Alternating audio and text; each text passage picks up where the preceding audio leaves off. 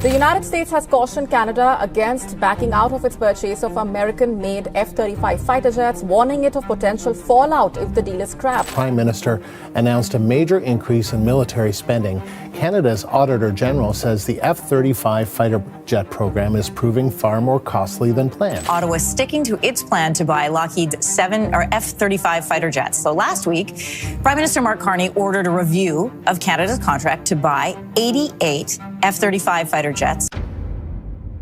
For years, the Gripen was dismissed, an underdog fighter from a small nation competing against billion-dollar giants. But that perception didn't last long. From the quiet workshops of Sweden emerged a jet that would rewrite the rules of modern air power. Built with precision, efficiency, and a fierce sense of self-reliance, the Gripen proved a simple truth. Innovation doesn't always come from the biggest budgets, but from the boldest ideas. This wasn't just a machine of defense. It was a statement that a small nation could defy global expectations and shift the balance of power in the skies.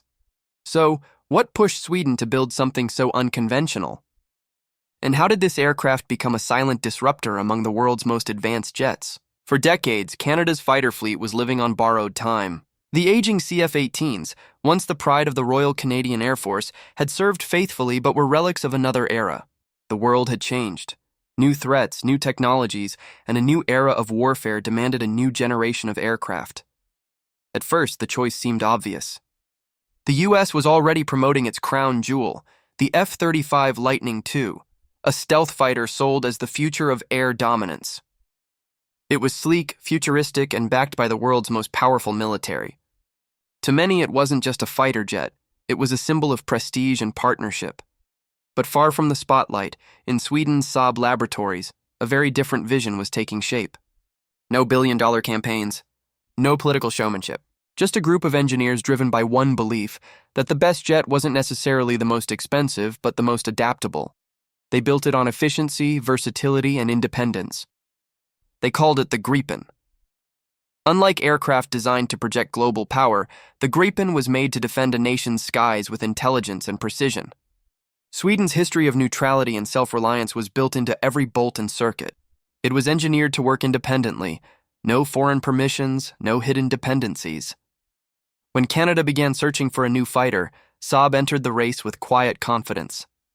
Few thought Sweden could compete with the U.S. giants, but the Gripen offered something unique: freedom.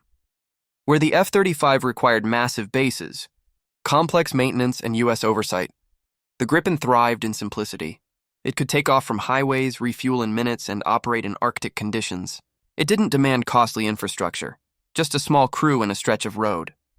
Most importantly, Canada would own the jet, its software, its systems, its data. For a nation as vast and rugged as Canada, that independence mattered. The Gripen felt like a perfect fit, a jet that mirrored Canada's spirit, vast, capable, and self-reliant. But politics soon entered the skies. In Washington, officials were uneasy at the thought of a NATO ally choosing a Swedish jet over America's flagship. Meetings turned to pressure, and strategic alignment became the diplomatic phrase of the day. After years of debate and delay, Canada made its choice, the F-35. Washington celebrated, Ottawa sighed in relief, and Stockholm quietly turned back to its work. Saab hadn't lost faith. It refined the Gripen further, confident that time would prove its worth, and that moment arrived sooner than expected.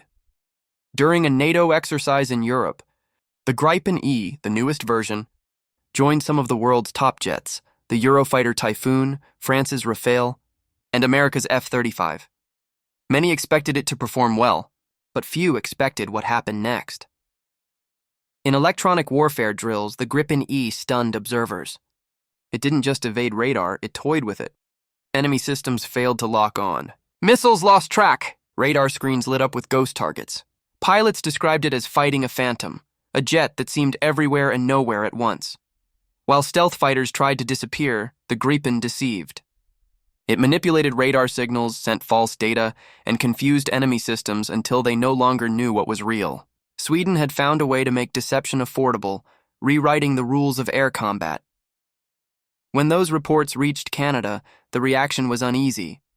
The aircraft, once dismissed as too small, was outmaneuvering the world's best. Analysts began asking tough questions. Had Canada traded autonomy for alliance? The contrast was striking. The F-35 was an engineering marvel, but one controlled by the United States. Every update, every repair, every mission configuration had to pass through U.S. systems. Canada's new jet came with invisible strings attached. The Gripen, meanwhile, belonged entirely to its operator. Refueled and rearmed in under 10 minutes, it could launch from icy roads with a handful of technicians. It embodied one simple philosophy: defense should never depend on permission. As videos of the Gripen's agility spread, global interest exploded. Brazil, Hungary, and Thailand expanded their fleets. Defense experts began calling it the smart fighter, affordable, efficient, and free from political control. For many nations, it became more than a machine. It became a symbol of sovereignty. In Canada, the public mood shifted. Editorials and defense panels revisited the F-35 deal. One headline captured the frustration perfectly: Sweden offers the freedom we paid to lose. It went viral because it struck at something deeper than technology: identity. Canada, once a pioneer in aerospace, had bought dependence disguised as progress. In Parliament, the debate changed. It was no longer about cost or capability. It was about control. Could a country truly call itself sovereign if it couldn't service its own jets without another nation's approval? The uncomfortable truth was clear. Canada hadn't lost because it lacked technology or ambition. It lost because it surrendered something more fundamental: independence. Meanwhile, in Sweden, the Gripen continued to soar.